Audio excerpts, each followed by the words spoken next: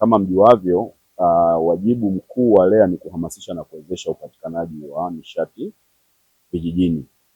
Kwa hiyo ujio wetu leo katika mkoa wa Mwanza ni mwendelezo wa juhudi zinazofanywa na serikali kupitia REA kuhakikisha kwamba tunafikia ile adhima ya kufikia wananchi wa Tanzania 80% wanatumia nishati safi ya kupikia ifikapo mwaka 2034 kama ilivyoagizwa na serikali kupitia Rais wa Jamhuri ya Muungano wa Tanzania Dr. Samia Suluhu Hassan.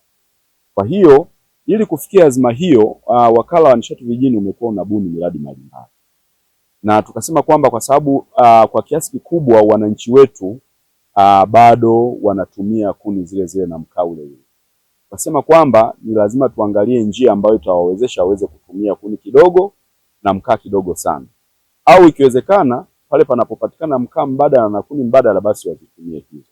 Kwa hiyo tukaja na mradi wa ruzuku wa majiko yanaitwa majiko banifu ya ruzuku, ambayo badala ya mwananchi kuinunua kwa bei kubwa kabisa, kwa mfano hili jiko tunalolileta Mwanza hapa na wilaya zote za mkoa wa Mwanza, badala ya kuuzwa kwa shilingi 50,000 mwananchi atalinunua kwa 15% tu, ambayo ni takriban shilingi 7,500.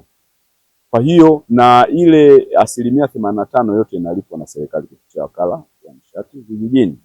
Vigezo ni kwamba unatakiwa uwe na aidha kitambulisho cha NIDA au namba ya NIDA. Tunafanya hivyo kwa ajili ya kuhakikisha kwamba usiwepo na watu ambao watanunua majiko mengi kwa wakati mmoja na kwenda kuyauza kwa bei ya juu ili waweze kupata faida. Sasa nitumie fursa hii basi kuwaalika na kuwahimiza au kuwapa mtonyo wananchi wa mkoa wa Mwanza na wilaya zote, zipo wilaya za Misungwi, wilaya za Kwimba, wilaya za Magu, Ukerewe, Sengerema na kote. Jamani, fursa hii imekuja, changamkieni majiko haya ya ruzuku kwa ajili ya faida ya afya zenu, lakini kwa ajili pia ya mazingira na kiuchumi pia. Jiko hili atakapotumia nishati kidogo, ina maana tayari ameshaokoa mazingira. Kama mkaa shilingi 2,000 alikuwa anaweza kutumia siku 3, basi aende akautumie siku 6 mpaka 7. Kama kuni alikuwa anaweza kununua za shilingi 5,000 akatumia wiki moja, sisi tunataka akatumie wiki 3. Kwa hiyo kwa wananchi wa Mwanza, hii ni fursa nzuri, wajitokeze watumie haya majiko kwa sababu yamelenga kupunguza gharama, wataokoa mazingira, lakini kuliko yote watalinda pia afya zao, kwa sababu ni jiko ambalo halitoi moshi kama tulivyozoea watu wengine, akishazeeka macho yanakuwa mekundu, lakini kumbe sababu ilikuwa ni jiko gani analotumia katika kupikia.